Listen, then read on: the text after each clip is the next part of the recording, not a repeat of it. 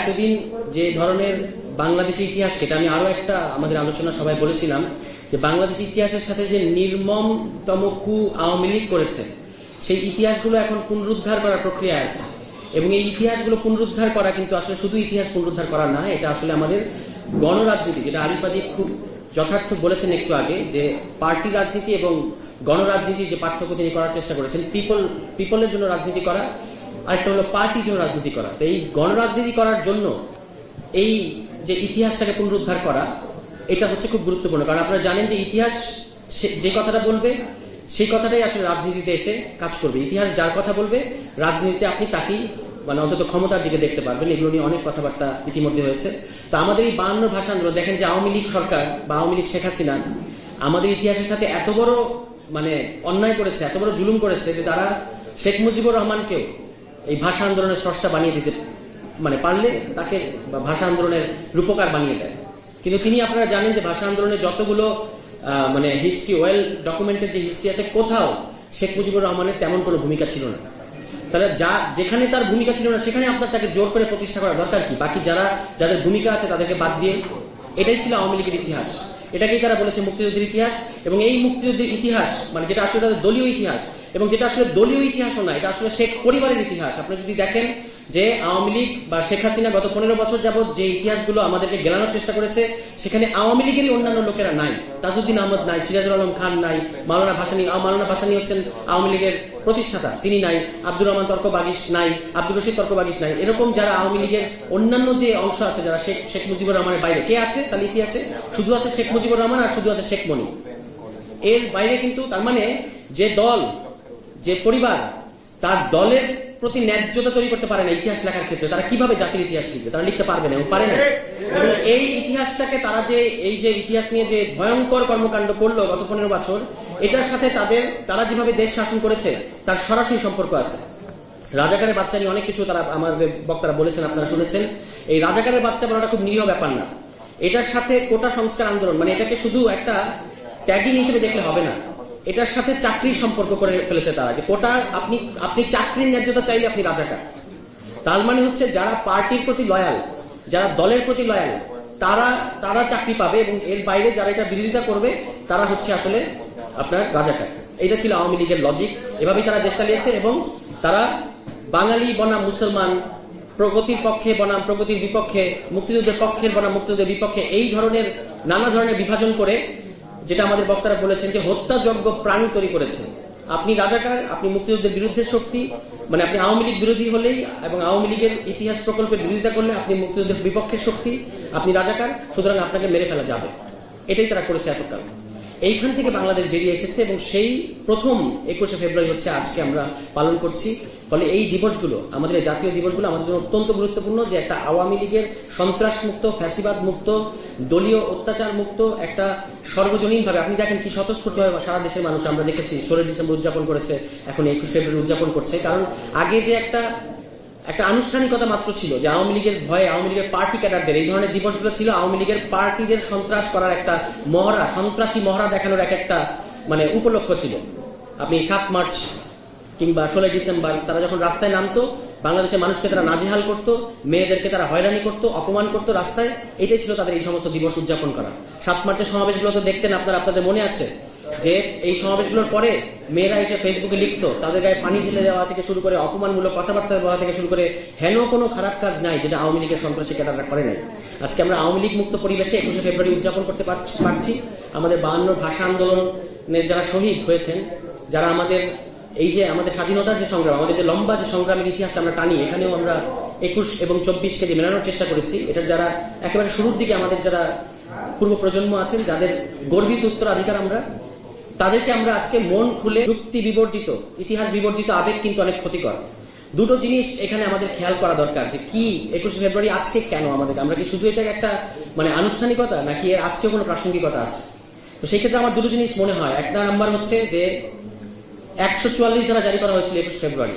এটা কিন্তু একটা আইন ছিল সামরিক সরকারের বা ওই সময়কার পাকিস্তান সরকারের একটা আইন ছিল। এই 144 ধারা আপনি ভঙ্গ করেছেন, আমাদের দেশের ছাত্ররা এবং জনগণ ভঙ্গ করেছে। কেন? কারণ 144 ধারা ভঙ্গ না করলে আসলে ন্যায্যতা প্রতিষ্ঠা করা যাচ্ছিল না। তার মানে আইন যদি ন্যায্যতার বিপক্ষে দাঁড়ায়, আইন যদি ইনসাফের বিপরীতে দাঁড়ায়, তাহলে ওই আইন ভেঙে ফেলা এটাই হচ্ছে মানে কর্তব্য, এটাই হচ্ছে ইনসাফ, এটাই হচ্ছে ন্যায্যতা। সুতরাং আজকেও দেখেন, এটা প্রাসঙ্গিকতা আমি এই কারণে বললাম যে আজকেও বাংলাদেশে যে আইন, যে সংবিধান, এই সাংবিধানিক কাঠামো, এই আইনি কাঠামো দীর্ঘদিন যাবৎ এখানকার বাংলাদেশের মানুষের, জনগণের বিরুদ্ধে দাঁড়িয়ে আছে। কোন রকম জাস্টিস, কোন রকম ইনসাফ প্রতিষ্ঠা করতে ব্যর্থ হয়েছে আইনি কাঠামো। এই আইনি কাঠামোর মধ্যে লজিক দিয়ে তারা আমাদেরকে ক্রসফায়ার করেছে। তারা বলেছে যে আপনি যদি 46 নম্বর অনুচ্ছেদ পড়ে দেখেন, সেখানে বলা হচ্ছে যে রাষ্ট্রের প্রয়োজনে আইন শৃঙ্খলা রক্ষার স্বার্থে যে কোনো ব্যক্তির যে কোনো কাজকে তারা ভ্যালিড করতে পারবে। তার মানে যখন মাদকের বিরুদ্ধে যুদ্ধ চলেছে, তো এখানে মাদকের বিরুদ্ধে যুদ্ধ যদি এবং মিডিয়া ন্যারেটিভ গুলো এরকম ছিল কিন্তু যে মাদকের এক গ্রুপ আরেক গ্রুপকে হত্যা করছে, এটা বসে বসে ওবায়দুল কাদের সেলিব্রেট করেছেন। তার মানে ওই মাদকের এক গ্রুপ যে হত্যা করলো, এইটা হচ্ছে আপনার ওই সময় রাষ্ট্রের নিরাপত্তার স্বার্থে ওটা যৌক্তিক। 46 অনুচ্ছেদ দ্বারা তারা চাইলে এগুলো ন্যায্যতা করতে পারবে। সুতরাং আমরা এই কারণে বলেছি যে এই সংবিধান যে কিনা বাংলাদেশের তিনটা ভুয়া নির্বাচন আটকাতে পারে নাই, বাংলাদেশের মানুষের গুম হওয়া থেকে রক্ষা করতে পারে নাই। আপনারা জানেন এখানে অনেকেই আইনের মানুষ আছেন, আলামিন ভাই আইন ব্যাকগ্রাউন্ডের মানুষ, জাকারিয়া ভাই আছেন, আপনারা জানেন যে যদি কোনো নাগরিককে পুলিশ বিনা পরোয়ানায় ধরে নিয়ে যায়, তাহলে আপনার অধিকার আছে 24 আদালতে গিয়ে আপনি বলবেন যে 24 ঘন্টার মধ্যে আমার ওই নাগরিকটাকে, আমার ওই লোকটাকে আদালতে আপনি হাজির করেন। এটা নিয়ম, এটাকে হ্যাবিয়াস কর্পাস বলা হয়।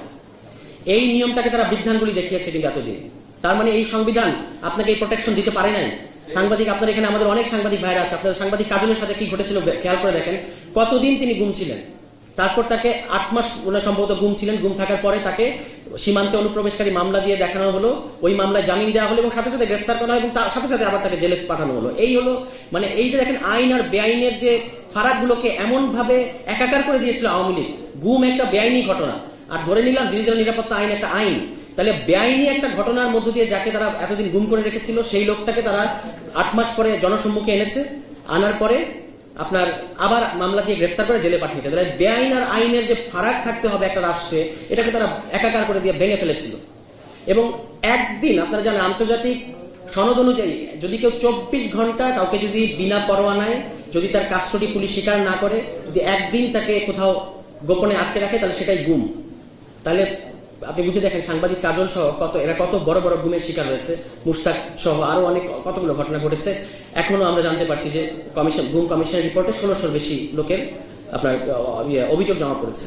তাহলে এই সংবিধান আপনাকে প্রোটেকশনটা দিতে পারেনি। তাহলে আজকে যখন ছাত্ররা বলছে, কি কারণে ছাত্ররা গাত্রদাহের শিকার হচ্ছে, আপনাদেরকে বুঝতে হবে। কেন আপনাদের এই কথাগুলো। আমি কালকে এক বিএনপির বর্ষিয়ান নেতার সাথে একটা আলোচনায় আমি ছিলাম, আমি তাদের কথা হতবাক হয়ে যাই যে তারা কি বলেন, তারা কি ইতিহাস আমাদেরকে গেলাতে চান। তারা বলছেন যে আমরা 72 সংবিধান বিরোধিতা করি, এই জন্য আমরা নাকি স্বাধীনতা বিরোধী, আমরা নাকি বাংলাদেশের ইতিহাসকে স্বীকার করি না।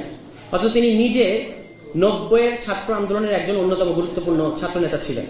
তা আমি তাকে জিজ্ঞেস করলাম যে ভাই, আপনারা যে 3 জোটের রূপরেখা দিলেন রাজনৈতিক দলগুলো, এই 3 জোটের রূপরেখাগুলো বাস্তবায়ন হলো না কেন? তখন তো আপনারা বলেছিলেন মৌলিক অধিকার বিরোধী কোনো আইন করা যাবে না। তাহলে মৌলিক অধিকার বিরোধী আইন বাংলাদেশে হলো কেন? এরপরে আপনারা বলেছিলেন সুষ্ঠু নির্বাচনের বাইরে একদিনও কেউ ক্ষমতায় থাকতে পারবে না। তাহলে কিভাবে এরকম আপনারা নিজেরা 92 সালে মাগুরা উপনির্বাচন করলেন প্রশ্নবিদ্ধ, 95 সালে আপনারা একটা প্রশ্নবিদ্ধ নির্বাচন করলেন, আওয়ামী লীগ সরকার 3টা এরকম নির্বাচন করলো। কিভাবে এটা ঘটতে পারলো? এই গণঅভ্যুত্থানের পরে এটা ঘটতে পারলো। তার কারণ হচ্ছে তারা একটা গণঅভ্যুত্থানকে সাংবিধানিক ধারাবাহিকতার নামে একটা আবারও রেজিম চেঞ্জে পাঠিয়ে দিয়েছে। এবং খেয়াল করে দেখেন বাংলাদেশের রাজনৈতিক দলগুলা, আরিফ আদিবকে আমি ধন্যবাদ জানাই যে তিনি একটা অত্যন্ত গুরুত্বপূর্ণ জিনিস আমাদের সামনে তুলে এনেছেন, যে এই রাজনৈতিক দলগুলা যারা অষ্টপ্রহর আমাদেরকে জ্ঞান দেয় যে আমরা রাজনীতি বুঝি না, আর তারা মহা রাজনীতি বুঝে, তারা এরশাদকে, যাকে আমাদের ছাত্র জনতা পতন ঘটিয়েছে, সেই এরশাদকে তারা মৃত্যুর শেষ দিন পর্যন্ত রাজনীতি করতে দিয়েছে। এখনো তারা বলতেছে যে শেখ হাসিনাকে আসতে দিবে তারা, শেখ হাসিনা আওয়ামী লীগ নির্বাচন করুক, জনগণ নাকি সিদ্ধান্ত নিবে। এটা নাকি আমরা নাকি বলতে পারবো না যে আওয়ামী লীগের বিরুদ্ধে, আওয়ামী লীগের নিষিদ্ধ কিংবা নিবন্ধন বাতিলের দাবি নাকি করা যাবে না, জনগণ নাকি নির্বাচনের মাধ্যমে সিদ্ধান্ত নেবে। আরে ভাই, এখন তো বলতে হয় যে আমরা কি বোকা নাকি? 5 আগস্টে তো আমরা ইতিমধ্যেই তো এই জনগণ তো আওয়ামী লীগের বিরুদ্ধে রায় দিয়েছে। আওয়ামী লীগের বিরুদ্ধে রায় হচ্ছে আওয়ামী লীগ একটা পলাতক দল, আওয়ামী লীগ বাংলাদেশ থেকে পালিয়ে গেছে, তারা এখন পরিষ্কার ভাবে ভারতের এজেন্ট। সেই দলকে আবার নির্বাচনের মাধ্যমে নির্বাচনে এখানে এনে নির্বাচনের মধ্যে দিয়ে আবার আমাদের প্রমাণ করতে হবে যে আমরা আওয়ামী লীগকে চাই না। আমাদেরকে রাজনীতি শেখাতে আসবেন না। আপনারা 36 বছর ফেল করেছেন বলে 36 দিনের আন্দোলন সফল হয়েছে।